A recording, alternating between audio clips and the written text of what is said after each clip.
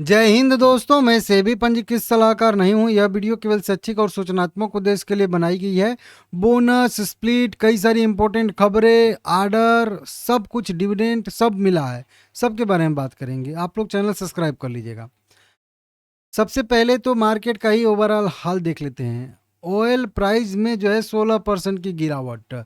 अमेरिकी बाजार में तूफानी तेजी, 1100 उछल के जो है डाउ जो है यहाँ पे तेज करा है और बड़े शेयरों में खरीदारी हो रही है। गिफ्ट निफ्टी में बताया हूँ 800 अंक की अच्छी खासी उछाल क्लोजिंग लेवल से देखने के लिए मिल रही है। तो सब कुछ मार्केट में बहुत अचानक से बहुत पॉजिटिव कुछ हो चुका है।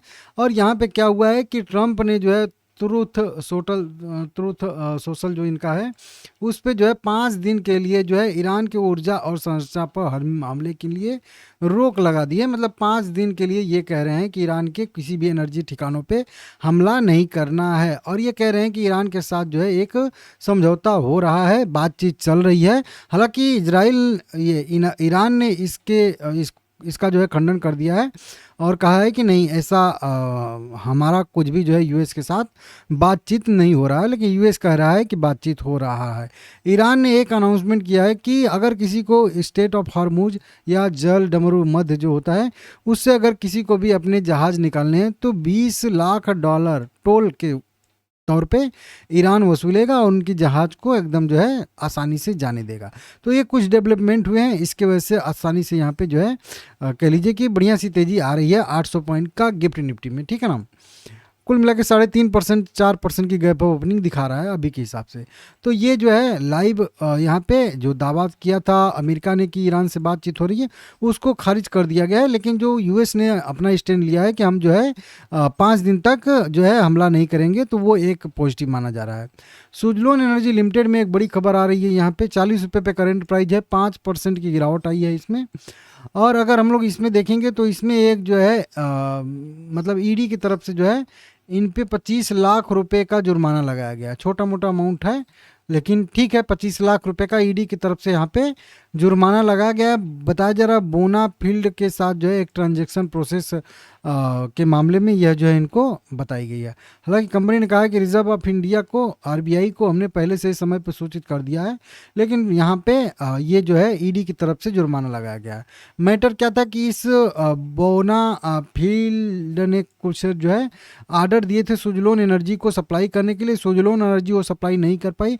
उसी आर्डर में जो है उसी पैसे में कंपनी ने ऑपरेशन एंड मेंटेनेंस वाली सुविधा दिया थे इनको, तो वो जो है पैसा यहाँ से सेटल हो गया। लेकिन आरबीआई से उसमें मंजूरी नहीं लिए थे, तो इसके वजह से यहाँ पे फेमा के धारा 1999 के धारा 7 के तहत या कुछ इन पे जो है 25 लाख रुपए का जुर्माना लगाया गया है, जो कि आप लोग यहाँ पे देख सकते हो। तो ये एक इसमें कह लीजिए निगेटिव खबर निकल के सामने आ रही है। ठीक है ना।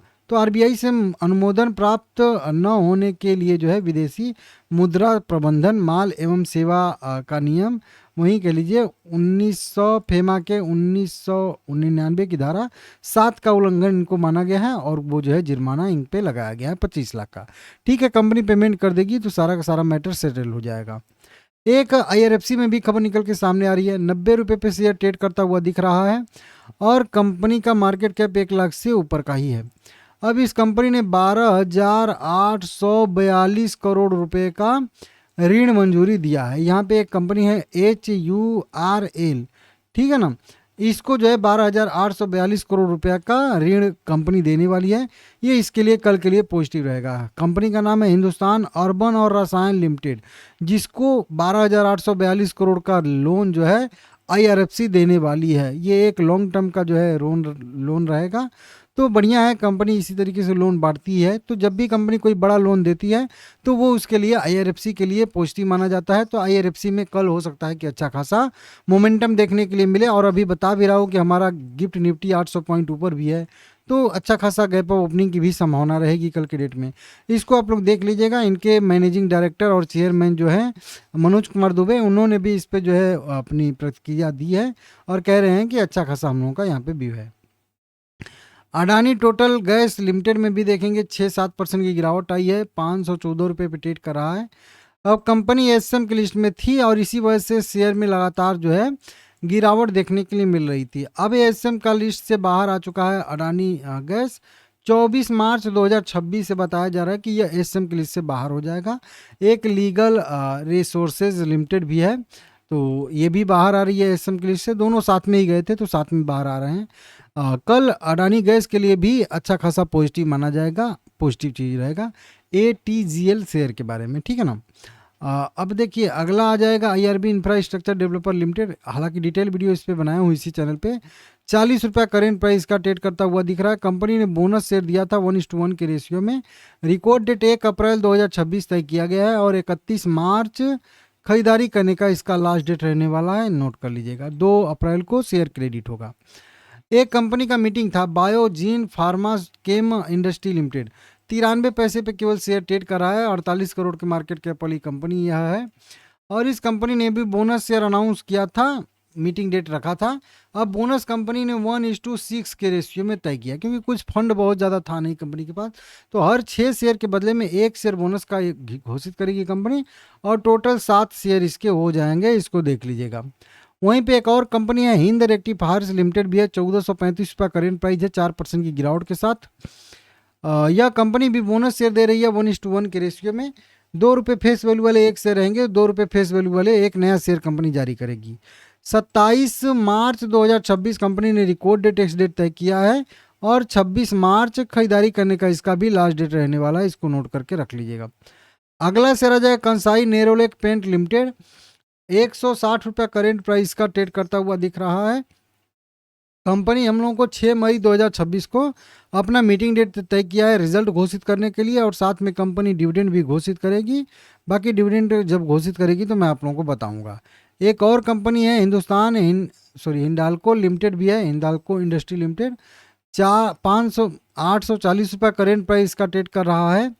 यह कंपनी ने भी वहीं अपना स्टैंडलोन और कंसोलिडेटेड रिजल्ट के लिए और साथ में डिविडेंड घोषित करने के लिए 22 मई 2026 को कंपनी ने अपना मीटिंग डेट तय किया है। जब भी आउटकम आएगा बताऊंगा आप लोगों को, लेकिन अभी टाइम है। जैस इंजीनियरिंग लिमिटेड है। 344 रुपये करेंट प्राइस 7% की गिरावट के साथ। यह कंपनी भी हम लोगों को डिविडेंड ही देने वाली है, यहाँ पे इंटीम डिविडेंड घोषित करने वाली है 30 मार्च 2026 को। इसी महीने में 30 मार्च को सोमवार के दिन कंपनी ने अपना मीटिंग डेट तय किया है। एक कंपनी आ जाएगी GR इंफ्रा प्रोजेक्ट लिमिटेड। इसको ऑर्डर मिलते हुए रहते हैं, इंफ्रास्ट्रक्चर से जुड़ी कंपनी है। 844 रुपये करेंट प्राइस है। 2% की गिरावट इसमें आई है, 2.25% कह लीजिए। इस कंपनी को फिर से 2440 करोड़ रुपए का एक ऑर्डर मिलता हुआ नजर आ रहा है। हालांकि इसी ऑर्डर के लिए अभी जो है मोकामा में कुछ डिजाइन करने के लिए अभी कंपनी को जो है यहाँ पे लेटर ऑफ अवार्ड मिला है, LOA मिला है। हालांकि अभी 2-4 दिन पहले इसी कंपनी को, हाँ देखिए यहाँ पे लिखा भी है, 18 मार्च को L1 बीडर घोषित किया गया था। तो उस समय L1 बीडर घोषित किया गया था, इस समय LOA मिल गया है, लेटर ऑफ अवार्ड यहाँ पे कंपनी को मिल गया है। तो ये न्यूज मार्केट में थी, मंजूरी मिली थी, L1 बीडर घोषित हुआ था तो, लेकिन फिर से जो है अब एकदम ऑर्डर में कन्वर्ट हो चुका है। तो इसको आप लोग देख लीजिए, क्योंकि L1 बीडर घोषित होती हैं कंपनियां तो ज़रूरी नहीं है कि उन्हीं को ऑर्डर मिले, उनके दूसरे L2 बीडर जो है उसको भी मिल सकता है। क्या किसकी क्षमता है, कैपेसिटी क्या है, सही है गलत है, ऐसा होता है। तो सब देख ताक के जो है मतलब ऑर्डर दिया जाता है। लेकिन फाइनल जब लेटर ऑफ अवार्ड यहाँ पे दिया जाता है तो मतलब अब काम उसी कंपनी को करना है। मतलब ये 2440 करोड़ का ऑर्डर इसी कंपनी को कंप्लीट करना है। मोकामा में कुछ जो है यहाँ पे इनको जो है रोड बनाने हैं, ठीक है ना। देख लीजिएगा, वीडियो पसंद आया लाइक करिएगा सभी लोग।